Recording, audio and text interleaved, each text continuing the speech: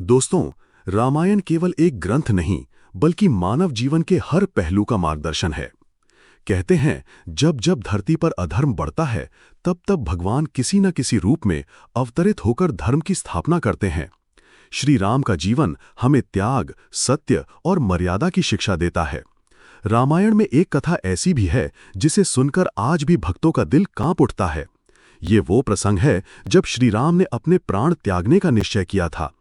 कहानी कुछ यूं है कि जब श्री राम ने लंका विजय के बाद अयोध्या में राज्य संभाला तो पूरी प्रजा खुशहाल थी, हर जगह राम राज्य की गूंज थी। लेकिन समय समय पर भगवान को भी अपने पृथ्वी अवतार का समापन करना होता है। एक दिन यमराज श्री राम के पास आए। उन्होंने कहा, प्रभु, अब आपके धरती अवतारण का समय पूरा हो चुका है, अब आपको अपने धाम लौटना होगा।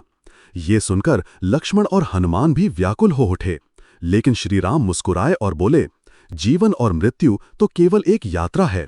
जब तक शरीर है तब तक कर्म करो, और जब शरीर का अंत हो तो इसे भी ईश्वर की इच्छा मानकर स्वीकार करो। यही वो समय था जब श्री राम ने सरयू नदी के तट पर जाकर जल समाधि लेने का निर्णय किया। हजारों लोग तट पर खड़े होकर रोने लगे। पूरा अयोध्या नगरी विलाप कर रही थी।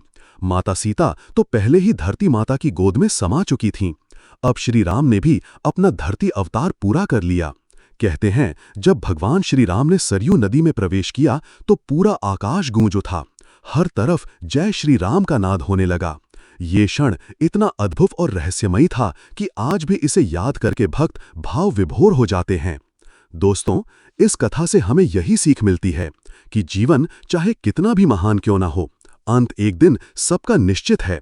लेकिन फर्क इतना है कि कोई मृत्यु को रोते धोते स्वीकार करता है और कोई मृत्यु को भी एक उत्सव मानकर गले लगा लेता है। श्री राम ने दिखा दिया कि सच्चा भक्त वही है जो हर परिस्थिति में ईश्वर की इच्छा को स्वीकार करे। इसलिए अगर आपका जीवन कठिनाइयों से भरा है, अगर आप परेशानियों में उलझे हुए हैं, तो श्री राम की इस कथा को याद कर लीजिए। यकीन मानिए, आपके भीतर एक नई शक्ति का संचार होगा और आपका जीवन भी सफल हो जाएगा।